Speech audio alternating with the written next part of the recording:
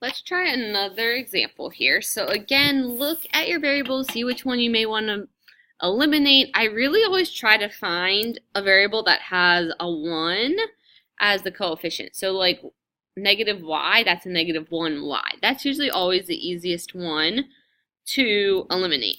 So what I'm going to do is I'm going to eliminate the y's.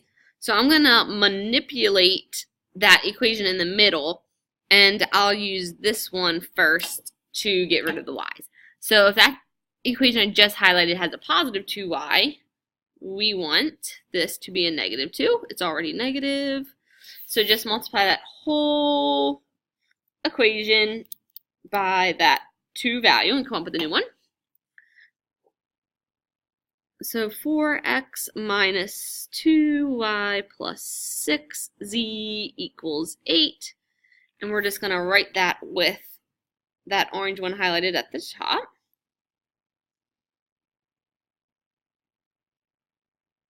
And we'll add those two together then. So 7x, y's cancel, plus 10z equals 19. Now, let's come up with one more equation with two variables. So we'll use this bottom equation now. So that one is a negative 3y, so we want this to be a positive 3, so you have to multiply by negative 3. So we get negative 6x plus 3y minus 9z equals negative 12. And then write just that original highlighted one underneath.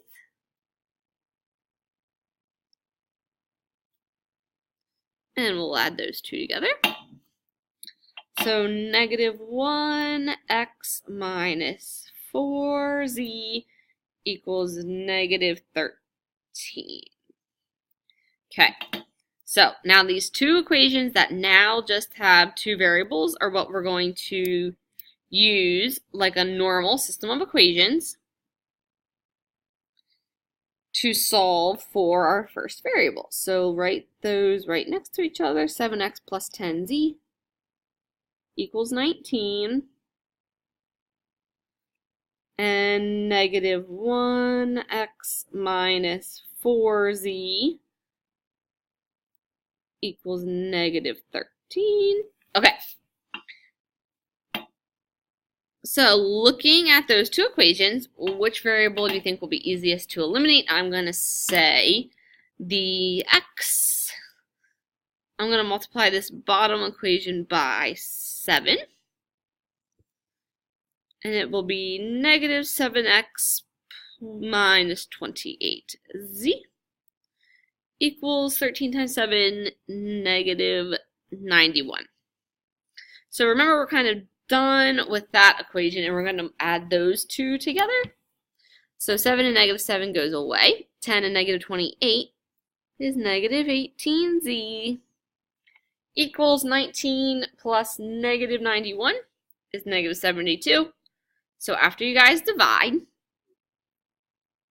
z will equal positive 4. So we have our first variable.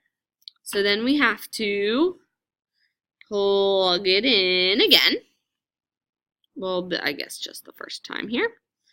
We're going to plug it into one of those two equations that we came up with the two variables.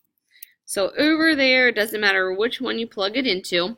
We'll just do 7. Actually, let's do the one with the smaller numbers. Negative 1x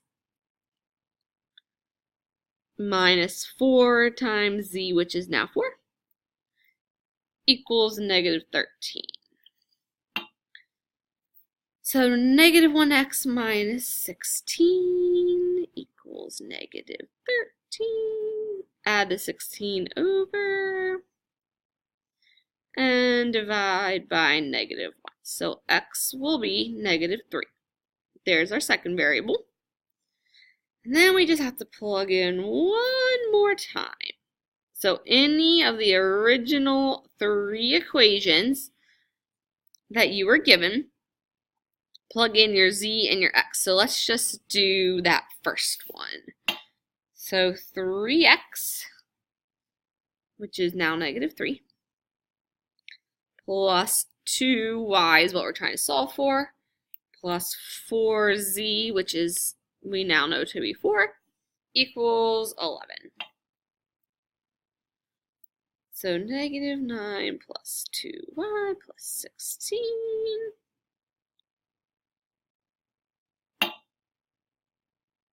So 7 plus 2y equals 11. Subtract your 7 over and get 2y equals 4. And then if you guys were to divide, you would get y equals 2. So we have all 3 of our variables. And we're going to write it as a tripled order, x, y, z. So -3, 2, 4.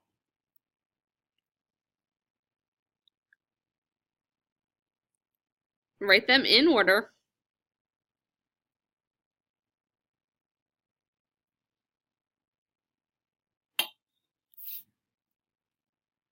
And remember, when you guys get your 3 variables, you can always plug them in, but you have to plug them into all 3 equations to check.